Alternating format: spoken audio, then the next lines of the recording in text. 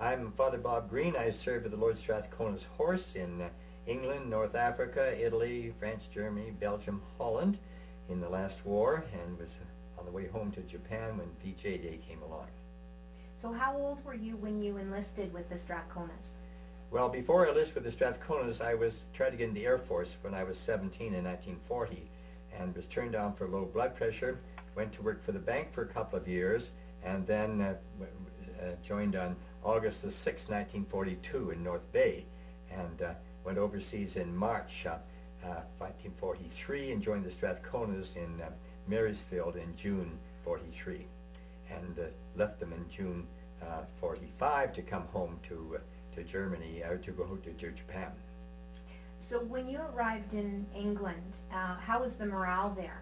Oh, well, it was great. But the first thing I did when I got to England was to buy a membership in youth hostels and a bicycle. So every time when I had a pass, and quite often when I didn't, I would go off on my bicycle. So I saw a good bit of England, Wales, and the Lake District and the South and everything, because every time the Strathconas moved, I would go and out from that place and cover all the places around. So I covered a lot of England. No M roads in those days, so it was good driving, and only military vehicles. So it was great for traveling around. Did you receive most of your training in England, or did you also train before you shipped over? Well, I joined the depot in Toronto. Is where we got our uniforms and our shots, and then I did 3 months in Fredericton, New Brunswick basic training, and that back to Camp Borden in December of 42, and trained there in as wireless operator, and in March 43 we went to England and in reinforcement unit, and finally hit the regiment in June. And so when were you aware that you were going to Italy? We didn't. We got on ships at the Scythia in November the 11th, 1943 in Bristol, and we were told we were going to go to Northern Ireland to join up with an American division. Well, 2 weeks later, we landed in Algeria, in Algiers. So this, and with a magnificent convoy, there were 73 ships going through the Straits of Gibraltar, 73 ships. The convoy ahead of us had the Canadian 14th General Hospital, which was torpedoed and sank, no loss of lives, but all the equipment for the hospital. So I think that's probably why we went into Algiers and then spent about a month in Algeria before we went to Italy. We landed in Naples the 19th of December 1943, coming from Algiers the day before. Now, so what happened when you landed then in Italy? Did you join right away with the 1st Canadian Division, or did you spend some time? No, they put us in 60 hundredweights and took us down to a place called Matera, which is down in the boot about 50 miles from Taranto, and we had Christmas Day there. That was quite memorable because the regiment did a turkey dinner for all of the children in town, several hundred of them. And then we moved up to the Ortona front. I spent my 21st birthday in a boxcar which was built for 8 horses and 20 men. I'm being very sorry for myself. And we landed in around Orsonia, which is east of west of Ortona, and we were dug in there for the winter. That's when Perkins really started to shine, because the regiment was along in that front. The Jerrys were dug in, and we were dug in, so that they were lobbing stuff at each other, but it wasn't very dangerous position. And Perkins, he used to take his worst troop he was then, and he would take them out in recce's at night into the German lines. He was lots of guts, that guy. He's a character. Yeah, he was a character. Yeah, yeah. He came from Darby Lime, which is a little place in I think New Hampshire, just south of the Quebec border, and he joined. He came across to Canada to join. So your first contact with the enemy was during patrols after the Battle Yeah, of Ortona? but not in our particular case, because we were in a Vino barn, our headquarters fighting, which is the troop I was with at that time, and we had 500-liter barrels and 1,000-liter barrels, and when you were thirsty, you would take your bayonet and stick it in and pull it up. When your mug was full, put the bayonet back in. And I slept in I guess 100-liter barrel, or something, maybe 200. but I'd wake up with a jag in the morning because it was this old barrel. It was dried out, of course, but it still had the aroma of vino from probably a couple of generations back. So that's, they don't tell about all these things in war diaries, but so we had a fairly easy go there. That had a guy from Toronto who just died a short time ago, and Len Katz, he was a little Jewish boy there, and we used to call him Alley Katz. He would have crying jags, and he would tell all awful things about himself and everything, and burst out in tears. And so we had that was the winter that we spent there. Did you have much contact with the civilians when you were in that area? Not too much, not too much. A lot of them, what happened with the Italy being like a lake up from the foot of down Sicily, the people were pushed back by when they went back with the Germans, and then every now and then they'd break through the lines. And tragic to see, grandmothers with all of their goods on their heads and everything like that, and grandchildren and everything would break through the lines and come. I met my first Franciscan priest there, tremendously impressed, because he had his habit on and he was ministering to these Italian people at that time. That really cut a lot of ice with me. Yeah, that would have been a moving thing to see. Yeah, it was. Yeah, I was impressed with this. Mm-hmm. So then after your patrols, you were moved across the country into the Leary Valley. That's right. We moved in behind Casino, and we did a shoot. I think there was something like 6,500 guns, and to our discredit, we leveled the monastery at Monte Cassino, and the Polish division went in and captured it. Before that, the Yanks had been thrown off there, the New Zealanders, and I think the British too, and it was the Poles who really fought with a vengeance. And of course, when we were back to Italy last May, we saw that, all the Polish graves there and everything, and they just didn't take prisoners because they remembered what happened at Warsaw. So then the Germans were scared stiff of them. I bet they were. Yeah. Were you aware at the time that of the Canadian Bull in the breakthrough of the Gustav Line at the Garry River, or were you aware of the 1st Canadian Armoured Brigade with the British there? Well, I remember going through and seeing these Churchill tanks that had all been knocked out. We went through a whole field of them, and that was kind of a revealing situation to see all these tanks that had been knocked out. Jerry's were very good with their 88 millimeter guns, would penetrate 125 millimeters of armor at 1,000 yards. So we had tanks hit at the Melfa that we found the tanks when we got to Italy, they were not well armored, so we put a steel plate beside the driver, another one beside the co-driver on the other side, and we had a tank hit there, I think at the Melfa. It went right straight through, out the other side, knocked the plate off the other side, and we never even found the shell. So that was probably the best gun during the war, the German 88. The advantage of being in a Sherman tank was that we were fast. We could move and fire off a number of rounds and then get out of there. Whereas the German tanks, the Panzers and the Tigers, a lot heavier. Shermans weighed about 30 tons, Panthers 45, and I think Tigers well being 55 and 60 tons. But they were, we at Torres Crossroads fired point blank at a Panther tank there, and at 100 yards, the 15 shells just bounced right off the front, with it hit 7 inches of armor there. But one of the shells hit the traverse, so they couldn't bring the gun around, or the boys had been dead. That was quite a moving experience at Torres Crossroads. Did you sign up for an armored regiment, or yes, I did. You did. Yeah, I wanted to go to tanks. Yeah. I couldn't get in the Air Force, so I wanted so something. Armored was your next choice. Well, the poor infantry, PBI was called poor bloody infantry. Those guys, when the stuff was coming down, they were trying to lie in tank tracks or wherever they could for cover. Whereas in a Sherman tank, you were safe from anything but an 88. Mortars and small line fire would just bounce off you. So you felt pretty good about where you were? Yeah, there's quite a bit of security about being in a tank, especially looking through the periscope and seeing these poor infantry when the stuff is coming down. Yeah. So going back to the Melfa, just prior to that was the Battle of the Hitler Line. Yep. The Strathconas were in reserve, just Yep. waiting to That's right. leapfrog after the Canadians pushed through the Hitler Line. Yep. So the Hitler Line, the Melfa River was our major battle on I think the 25th of May, 24th of May. And we lost a third of our tanks and a third of our officers in one day.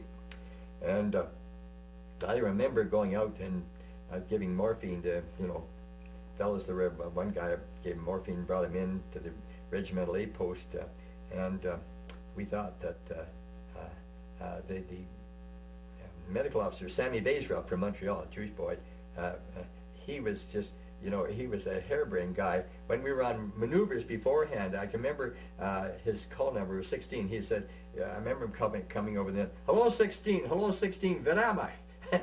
And we figured that, when we got to actually this guy be a dead loss. He was fantastic. He was moving up and down between the guys that were killed and seriously injured and minor injured and sorting out who was who. And he was just as cool as a cucumber. So that was the great, that was the experience. And I had my camera with me, and I got a picture of a couple of Sherman tanks who had been hit, and they're on fire and smoke going up from them. Were you personally involved in the Battle of the Melfa River?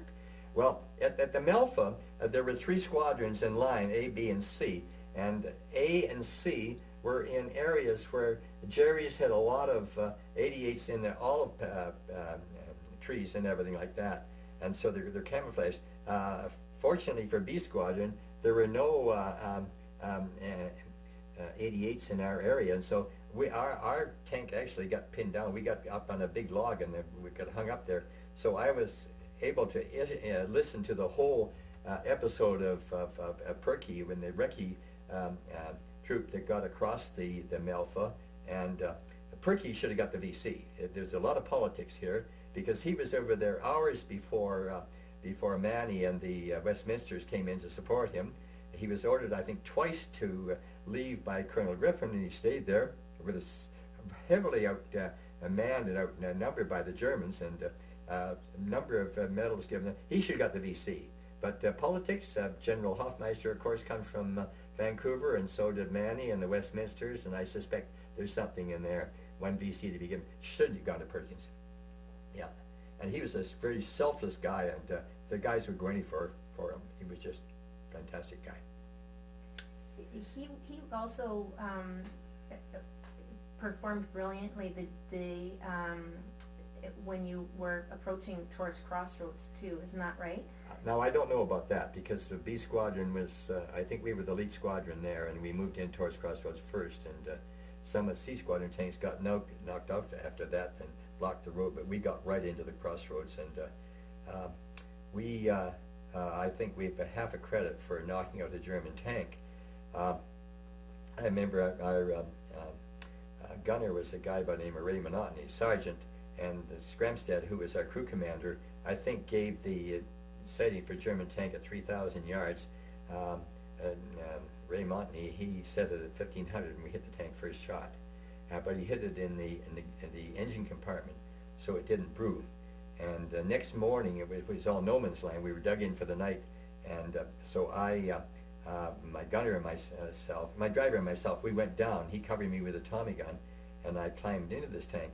There was still motors still running. I didn't know anything about the sound of German motors, so I didn't know if it's booby trapped or what. So I was very careful getting in, and I got there, and I found that their set was on our frequency. And the night before, we captured a German officer who spoke better English than I do, and so our security was very bad. Instead of saying we're minus pineapple minus 15 or orange plus 20, we say minus 50 of the schoolhouse or plus 20 of a church, And the Germans were hitting tanks they couldn't see, and at Taurus Crossroads, because I think our security was so bad. Yeah. How was it going into Taurus Crossroads? Do you remember how you felt as you're rolling through that countryside? Did you know what you were up against? Were you expecting resistance? Well, we were trying to chase the Jerrys out of the place. Yeah, I guess you didn't expect them to no, and well, of course, they right at the crossroads, and I have a lot of the pictures of the tank there. There was a very good friend of mine who's since died from Sandy Scott from Dauphin.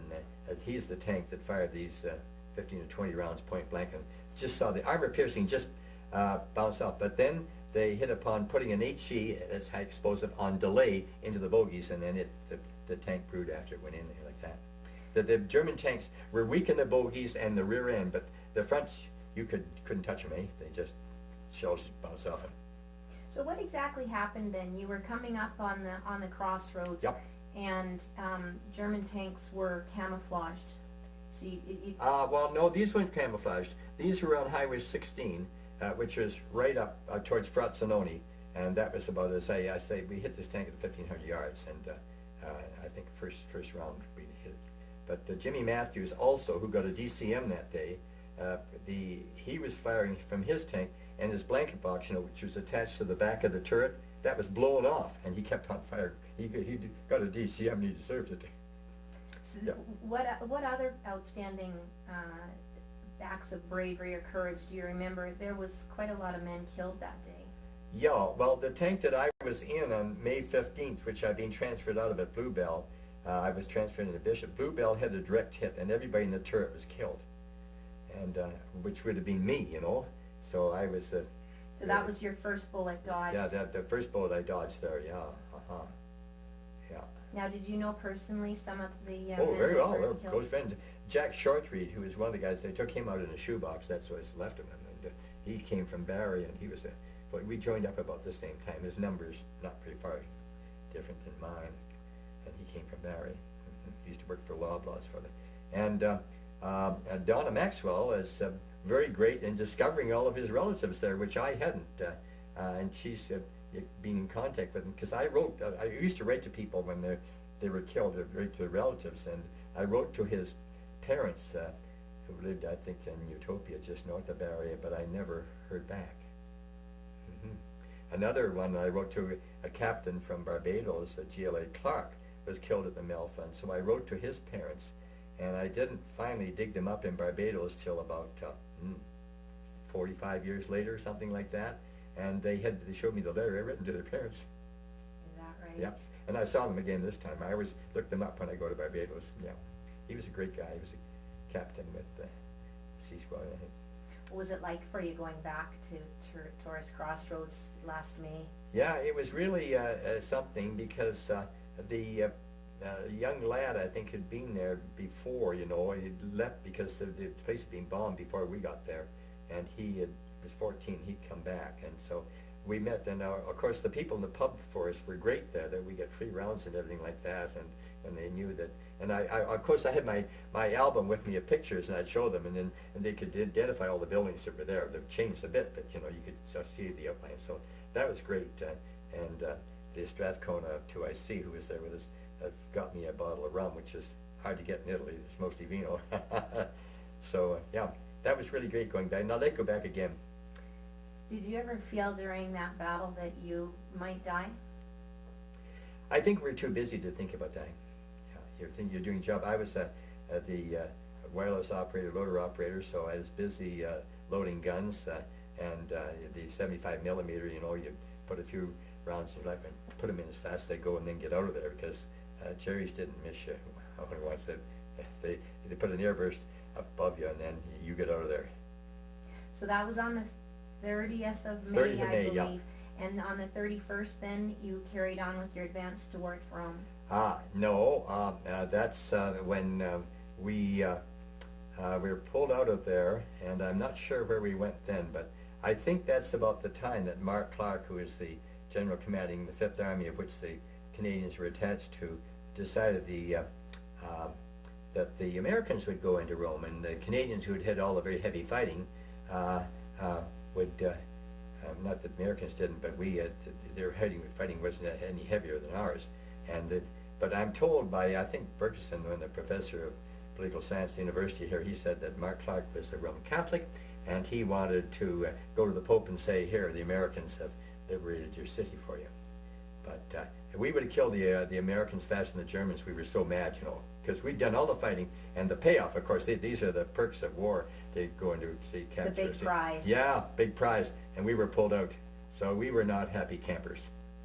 Now, when you were on the way to Rome, did the townspeople along the way treat you as liberators? The townspeople along the way were hidden because of the firing. They weren't. So you didn't see any? Not like in Holland. Right. Holland was a different ball of wax, so they were all out there to welcome us out down the road. I think the best welcoming we got was when we went back with you last May. That all the wonderful treatment we got, and the mayors of various communities and everything like that. And what's our friend Alexander the Great? Great guy, eh? Wonderful to see all those people and their gratitude now. Yeah, oh yeah, they're really pretty. And the mayor of Torres Crossroads there, you know, and the plaque that they put up on the church there, and which I blessed. Yeah, great experience, yeah. So after Rome, the Canadians all moved back over to the Adriatic. No, we went into the valley there. What's the name of it anyway? Senio? No. They went north of Rome, and we were in there for the whole summer. We bought cantaloupes, biggest as juice you can get for 5 lire each. That's 5 cents. So you went into reserve for yeah, a in the time. reserve, yeah. And we came out, and in the 31st of August, we went into the Gothic line, and that's when the Colonel Vokes of the BCDs was killed in his tank, and we went right by about where it was, and we were counterattacked that night, and that's when my second bullet I dodged, when that night after heavy fighting, and we dug in, and I was going to dig my sit trench behind the tank, and my driver, Jimmy Spencer from Saskatchewan, said, no, don't dig it there. So I dug it somewhere else, and 2 infantry dug their slit trench right where I was, and a mortar landed in there. The night killed them both. I think they were Perths. Yeah. So that was an interesting night, because our security there, we were so tired, we shut down our tanks and turned off the sets, so there was no wireless communication when the German counterattack came. So I remembered I'd loaded the day before, I loaded up a whole belt of Brownings with tracers, and they burned the barrel, you know, and I think it must have been 50 of them or so, and that just lit up the sky. Foolish thing to do. Now, the Gothic line is considered one of Canada's finest battles. Do you remember it being any more of a battle than the other battles you'd already experienced? Well, I think that the Melfa and Torres Crossroads were more, from my point of view, and the Gothic line, I said the first night there that we were there on the counterattack, and I remember, I think there was a 17-pounder, which was with an open turret. It's artillery, and it had a shell right in the turret. It's a tank without it's an open turret, which is a 17-pounder gun that the artillery had. SPs, they go, self-propelled. Yeah. So, yeah, that was quite an exciting night, and a dear friend of mine who is now in hospital in Victoria, Harold Betcher, another German boy, and he got an MM that night. He kept firing his tank even after I think he'd been wounded. But the Germans interested me. I think we got more Germans decorated in the Straths than probably any other racial group for the percentage that were in there. The RSM Sam Heinrich, you can't get more German than that. He got an MBE, and at the Melfa, one of the recce troop, Jacob Klippenstein Funk, he got an MM, and then of course Hofmeister was the general commanding 5 Div, that's German, and Eisenhower also German. So the Germans did very well, no matter who they were fighting for. Yes. Where did you go after the Gothic line? We went up further. We went to Rimini, Cesenatico, Cervia, and we were in a place called Viterbo when I spoke a fair amount of Italian by this time. When I got to Italy, the first thing I did was to learn the verb to be and the verb to have in 8 tenses, and then I go to farmhouse and drink vino at night and say come si dice questo, pointing to things, and that's how I built up my vocabulary. So I got the job with Bill Reed, who was the captain, who was going to be the town major, and I was going to be his interpreter, and this was the real perk, eh? So I got jaundice, and so I got shipped out a hospital, and the hospital shipped out of Pacer Road out of Barrie and then across to Naples, and but however, the guy that took my place was killed when I was gone, and people, when I got back to the regiment, I think on New Year's Eve in '44, they thought they were seeing a ghost because they'd heard that the I Corporal in B Squadron had been killed, you know, and it was the guy replacing me, yeah. 3rd bullet dodged. Yeah. So anyway, yeah, when I was down in, we went to after rehabilitation center in Salerno, and so I bought a bottle of very expensive brandy, and so I had this. I don't like brandy myself, but my boys and my crew did. So I took this back, and then New Year's Eve I put my pack down, and it smashed to the ground. Those guys could have killed me. And my kit reeked of brandy for the rest of the war. So Strathcona's had a very, very strong esprit de corps. And when you come back as a reinforcement, they might send you the BCDs or the MBH or the Interiors or whatever. So I went loose from the reinforcement center and right to the regiment. I guess you made your own way back. Yeah, so I went loose. So to get back to regiment. So I didn't want to be sent to another regiment. How did you get back? How did you find it? I don't know, I hitchhiked or something like that. Lots of military vehicles around. So, but that's the Strathcona. I wasn't the only one that did that, because a lot of other guys were sent to other regiments, you know. And so we knew it. We were family. And the Strathconas had been through a hard time in Italy. Yeah, and we were buddies, you know. We'd do anything for each other. Mm-hmm. Where were the Strathconas then when you rejoined them? They were up, I think, close to that final river up there. Can't think of the name of it now. The Po? It's in the Po Valley. All those rivers came, because you see, when we got in there, General Hofmeister, about September the 15th, lectured us on the hillside. He said, "Men, in 60 hours you will be in Venice," which was 60 miles. But dear General Hofmeister hadn't read the weather reports. So the next morning at first light, we put our tanks across the river, across a Bailey Bridge, and it started to rain. And we traveled around, and we went 20 miles and came back to the place we started, because the bridge had washed out by that time. We had to go way around to come back. And 60 days later, we were only 2 miles up the road. So we didn't get to Venice, which he promised us to get to, until my wife and I got there about 50 years later. A bit slow. But that would have been a payoff if we got to Venice. But all those rivers that flow into the Po Valley, that flow into the Adriatic there, they just overflowed, and of course the tanks can't move. You were ground to a halt. Yeah, ground to a halt. Then infantry too, you know. Yeah. And so then I guess at that point the operation mandate changed, and you were all sent over to Northwest Europe. Well, no, not then. This is still.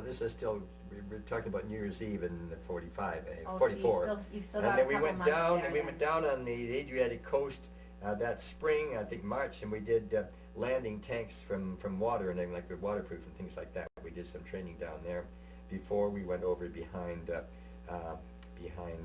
Casino. Yeah. Mm-hmm. And so what happened after that? Well, of course, right after Casino was the Melfa, and the Casino was what, the 23rd or something like that? Okay, so then back to 1944, 1945, so north of the Gothic line. Then you were ground down by the weather. Yeah. And so at some point in February or March February of the 19th, February 19th, 1945, we were in a place we called the Starvation Center, which was just outside of Pisa in northern Italy, not far from Leghorn, or Livorno in Italian. And so we were there, and we put our tanks on this landing ship tank, take about 20 tanks, and in Leghorn on the 19th of February 45, and it was great. I think they had American rations, the British crew or something like that, so we really ate like kings.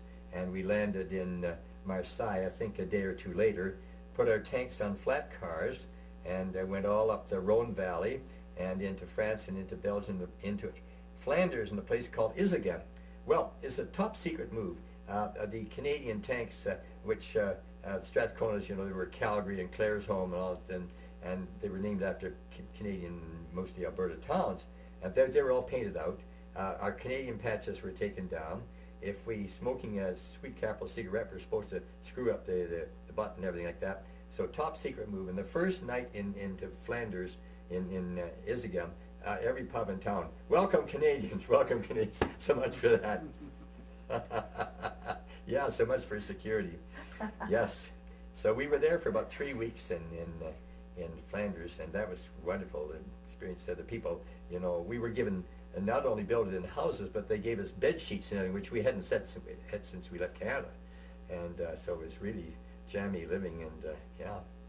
And the niece of my grandlady and my landlady lived a couple of blocks over, and I used to go over and spend the evening with her and her parents, who he used to make socks on a machine.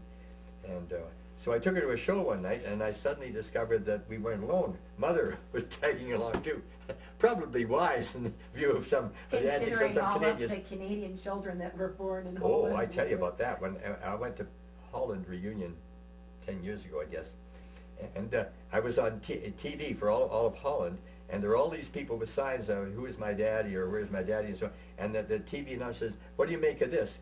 So I had to think quickly. I said, I'm a theological father rather than a biological father. So not all of us were seducing the Dutch girls, but I think there's something like 7,000 bastards, eh?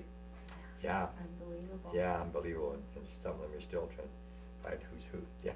Now, did the Strathconas actually engage in combat in Holland, or was Oh, it yeah, just the no. Liberation? Oh no, yes, we did.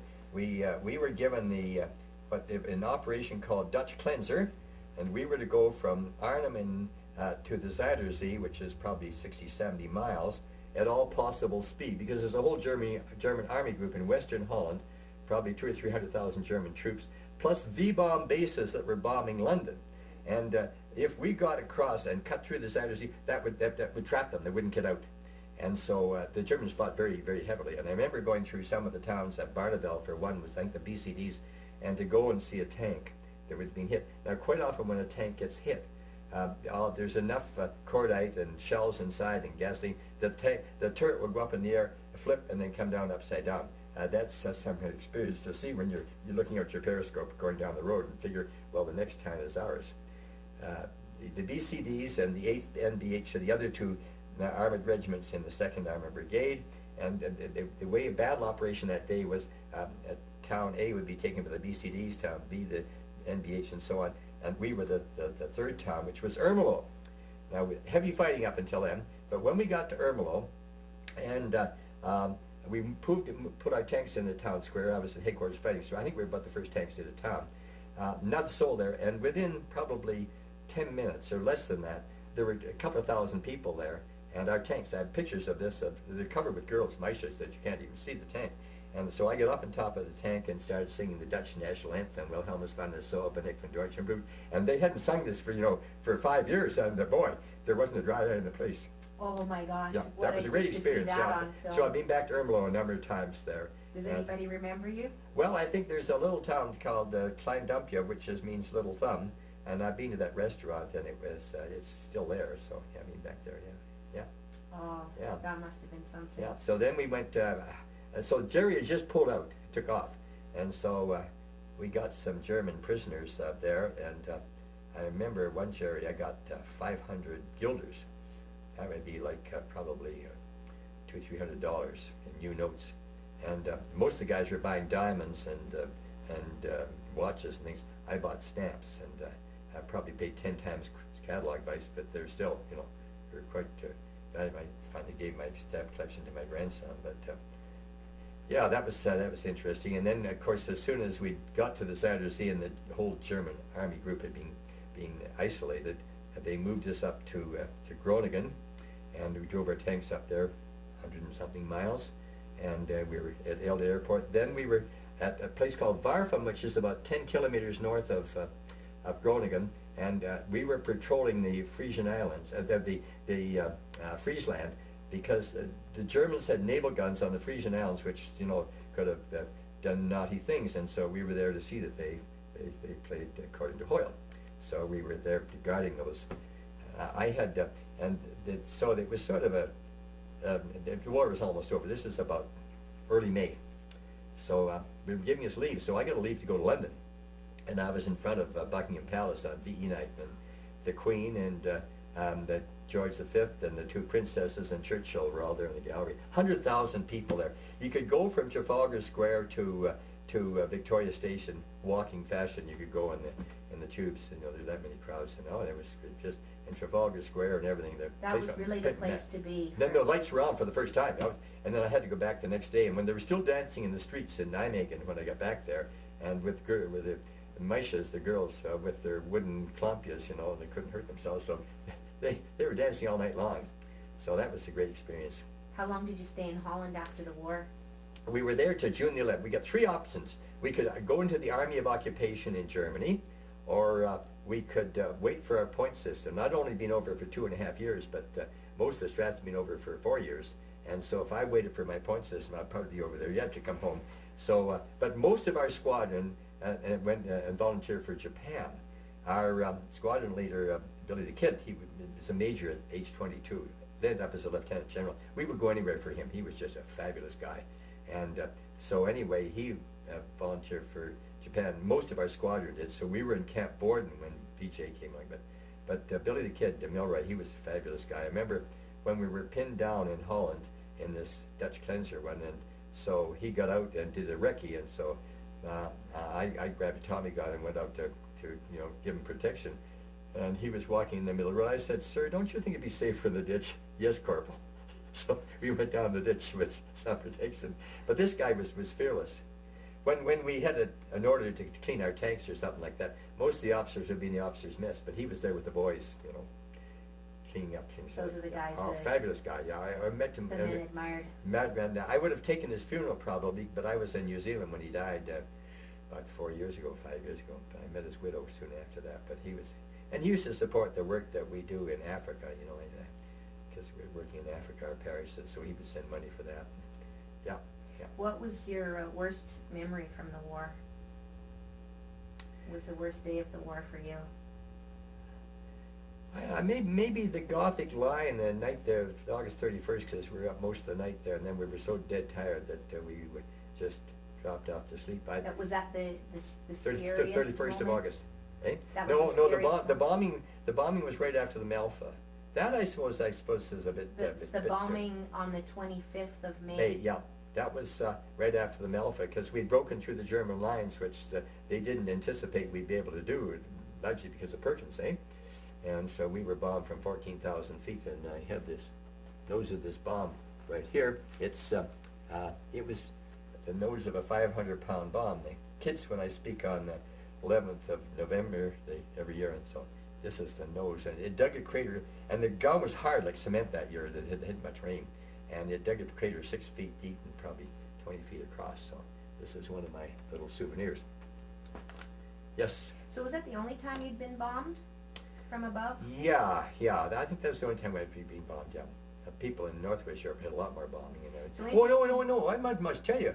No, on New Year's Day in 1944, I think it was, we were bombed by American Thunderbolts, and they hit the town that we were in. And if they'd hit the regimental, the squadron headquarters, they got away with it. But they hit the brothel. The guys were furious.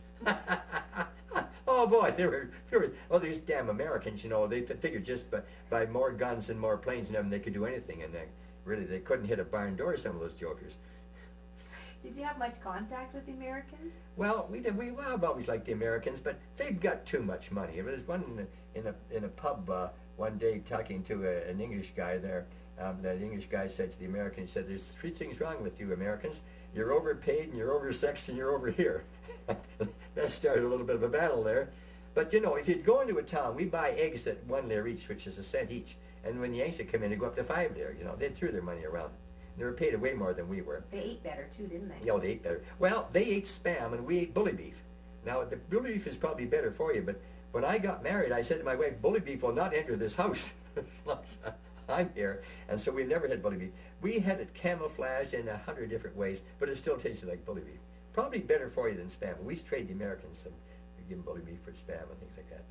Was it a healthy rivalry between the Americans? Well, we didn't come close to them that much. I didn't personally did, but yeah, I think that we were in different fronts and everything. So we were under Montgomery first of all, and then Sir Oliver Leese, and then I forgot McCreary. I think it was after that. What did you think of Montgomery? Oh, Montgomery was very popular, of course. Yeah.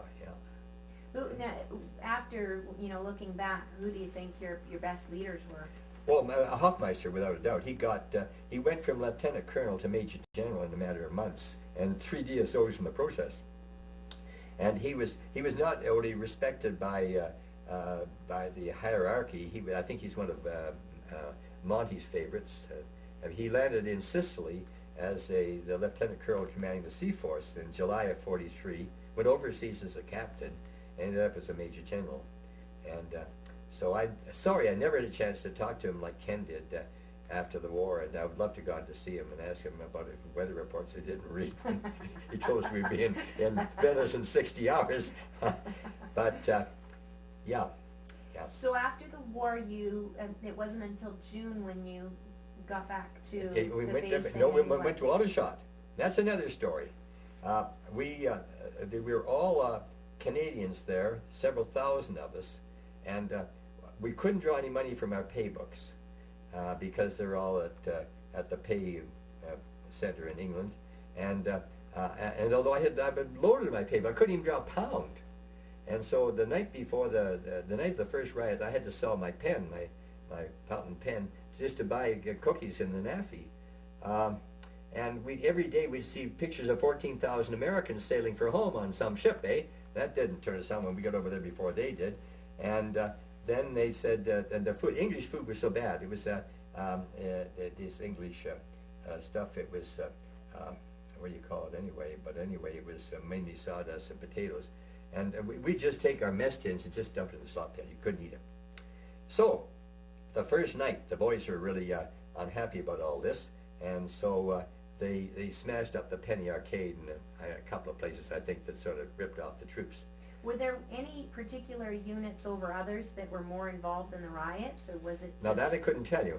But and that's for the Strathcona part. That night, as I say, we smashed up a couple of places. So the general from headquarters in London, CMHQ, came, and 4,000 of us, I guess it would be, a lecture, at attention, full pack, dress unit, battle dress, and lectures in the hot sun, and called us zombies. Now that's like calling somebody a fruit today. That was the worst term, the worst term you ever fruit, because the zombies were the guys the conscripts say, were there few of them, not many. But at any rate, he said that we can't give you your pay because it's all tied up at Escott or wherever it was, and then the pay places, they're processing them. We can't. You're getting the same food as the Americans, and we can't. The same food as the English, and you can't get any ships because of the Americans control that. So he said all these things, but he said we'll give you £1. We all drew £1. So I love plays, so I took the train into London from Aldershot and went to a play that night, and then came back. And when I came back, the guys were going up the main street with bricks and the rope, and they finished the whole main street, every store there. And so Provost trucks were coming in from all over the south of England, these big 1,600 foot. So I figured this is not a good place to be. So I got back to my barracks right off the train as fast as I could. Well, the next morning, we were given 2 weeks leave. We were given all the pay we wanted to, and the food changed like that. And when we got 2 weeks leave and came back, there was the ships waiting for us to go. They'd learned from the first war from Brill. But one of my guys, sergeant guy by the name of Sergeant, I'll think of his name in a minute, he was in the riot, and he told a colonel what to do with his army. Now that's not a good thing to do at any time when you're a sergeant, but much less when you're drunk and it's riots on. So the provost picked him off the train the next morning, and he got 7 years. And he served about a year in Fort Henry in Kingston when Diefenbaker came to his aid and gave him, defended him and got him off. But the guy that should have been in jail was the general. That just infuriated us. I don't know who that general is. I think somebody like Burkeson probably could tell us that who was the guy that called you zombies. Yeah. Oh, yeah. That just, and we were all veterans of Italy and D-Day and everything. We weren't just guys that just recruits and went over there. So, and we were attending attention in the hot sun, really. Now that hasn't been written up in many history books. Burkeson said there's some guy who's done some research on it, but how badly I want to talk to Ted Barris about that, because he doesn't mention in his book at all about that. But you see, in the first war, they rioted too because of some of the same things, and they shot the guys. Some of them were shot. Oh yeah. Kid you not. Those colonials always causing trouble. Yeah, oh yeah. So anyway, they got us out of there fast. We got back to Halifax right after the riots there, and went to Camp Orden, and then were given disembarkation leave before going to Fort Knox in Kentucky, where we were supposed to go with to form an American division. And we already hit our patches, the 6th Division, and Milroy was there with us to go. So we were looking forward to that, but the VJ Day and the atomic bomb ended that, and so I got out of the Army pretty fast, on the guise of going to complete my education. That's the fastest way to get out. The government offered you a free education Yeah, in oh yeah, university. they were very good. The Canadians were very well treated, and so I got out, and I guess it was September 30th or something like that. But you couldn't buy any uniforms or anything like that. I mean, suits, because everybody was getting discharged. So I had a month leave before my final discharge, so I hitchhiked out of California and went to the stage door canteens and up to San Francisco and Vancouver and then back across the plains. And when I got back, at the end of October, I went to go to rehab school, which is now where Ryerson, and it was the old normal school, to complete my matriculation to go into university. And I knew that if I didn't get there right then, because there was a summer school beginning in April, that if 2 weeks later, I'd be too late.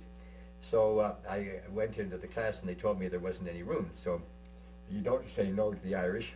You say the trouble began in the world when the second Irishman was born. And so I went into this room and just stood there, and took my classes for 2 or 3 weeks. And then after 2 or 3 weeks, they discovered I wasn't about to go away, and they gave me a seat.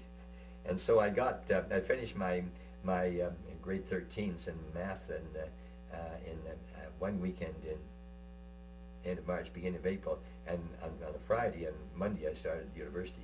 What did you take? I took algebra, trigonometry, and geometry. My lowest mark, I think, was 93. And I took Spanish as a part-time thing. But I wanted to go into commerce and finance, having worked in the bank before the war, going back. So I went into commerce and finance in the summer school. Judy LaMarche was the same year as I was in there, same class. And there were, I remember 600 or 700 of us in a lecture in Convocation Hall. It was mad how many people and lack of accommodation. Did you ever experience anything like what would now be called post-traumatic stress? I never had this problem. Now, mind you, I didn't go to experiences like Stan in the Purse. What was his last name?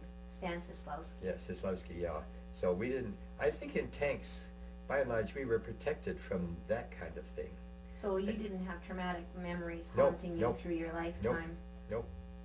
And did Sadness in spots. When I go back, and that's why it was wonderful having Donna Maxwell there. When I go to the graves of fellows I hadn't, good friends, the graves I hadn't seen before, because they were, but when people were killed during wartime, we buried them where they fell. But all these graves were collected and put into the several places that we went to, and Donna was really supportive of me when I see the guys. Did your experience in the war affect your choices?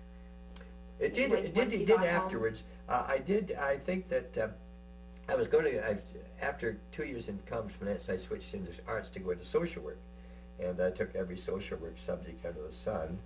And then I worked at a social work agency in Sherman Street in Toronto, where they gave money in bucketfuls to the kids and everything with stereo equipment. And the night I was working there, Friday night, it broke out into riot with chains and knives and things like that, and it had to be broken up by police. Earlier in that night, a 12-year-old girl had come in drunk as the Lord, and so their lessons learned afterwards, all the social workers were gathered to discuss the evening. And I didn't even my arts degree at that point, but I had something to say. And I said, if I had anything to say about what's going on in here, I would find who gave that girl, got her drunk, and they would either be in jail or be on charge. Oh, you can't do that. You have to. The community has to feel this. Real relativistic position of the social work, and that just blew my mind. And then I looked around and saw the churches. I went to church every Sunday. I never, even in my teenage years, I always went to church. And so then I went and looked at the church, and the church was even doing less in the area than the community centers. And I suddenly woke up one morning and said, I'm the church. If the things that aren't being done here, it's because of me. And that's when I decided to study for Holy Orders. And I think the fact that those three experiences of where I was saved my life, I think that probably got to me and made me think, that my life has a purpose. And not that by being a priest is the only way you could do it as a dish digger. But it made me decide that even though my family, I'm the fourth generation priest in our family. My grandfather, famous in Leacock Sunshine Sketches, he was Dean Drone and one of my heroes. And so two uncles were priests. And my great-grandfather came out from Trinity College in Dublin in 1835 as a priest in what they call Canada West. It's now around London, Ontario, not very west from here. And so that I think the wartime experiences made me child later and said, you know, why did God place me here? So you talk Here ended the sermon. So you talk to kids now. Oh yeah. And you tell them about the positive things that came out Yeah. of the war. My last the memory project always calls me, and I have several schools to speak in and to seniors' homes too. And I took a different approach this year. I did the three things that came out of the war, four in a sense. That the tremendous relationship that's grown up between Canada and Holland would not have taken place had it not been for the war. So it's a very positive thing with it. You know, of course, when we go back to Holland now, they give us the country, and the people just couldn't be more kind. Fresh tulips on every Canadian grave, 7,000 of them in Holland every day when we're there. So that's a tremendous thing, and we've got a lot of friends in Holland, and they've come to see us here. We've been there, so that's the first thing. Second thing is that the area I lived in, Toronto, Spadina Avenue in the 30s, most people were on relief. And most of the people, I was the only kid in the whole block who owned a bicycle, and I got it by selling Liberty magazines. And so with the fact that we got an education we'd never been able to have before the war. So that was a positive thing. The Canadian government deviated. It was very good. And some people did the Veterans Land Act and so on, but I took my own education, paid for my arts degree and my theology. And then I said the third thing is while I can take guns apart in the dark when I'm blindfolded, I'm anti-gun right now. And so when we were married, I said to my wife, there'll be no guns in this house. And she said, well, the kids will play with guns in other people's houses. Well, that may be, I said, but there won't be guns here. So no guns ever enter a house. That's my third thing. And then I said to the kids, the fourth thing, I said, and they're very attentive, these kids, you know. I showed them my bomb's nose. And I said, no, if you really appreciate what the Canadians did so that you could have freedom right now, what are you going to do about it? And I said, our parish is now working in Africa, in Malawi, which is one of the poorest countries in the world. And if you want to do something, maybe you, when you get through school, be a school teacher, spend a couple of years there, or work there as an aid worker, or whatever, a nurse or whatever. But I think that you have to really put something back into the bucket. Here ended the second sermon. Father, thank you. Mm. Thank you. Yeah. That was wonderful. Aha. We're at 2:30 right now. That's great. Thank Uh-huh. you. Okay. I think we've covered it all. Is there Yeah, and anything you've got else 15 minutes on your car here up there. Yeah, Yeah. actually the timing was perfect. How are we Yeah. with our tape? There's just a few minutes left. So that's 7 minutes. perfect. Yeah, yeah. Perfect. Mm-hmm. Mm-hmm. My wife says I'm incapable of answering a simple question without preaching a sermon. But you know, that makes for really good viewing. Oh, delightful to have you here and to do this.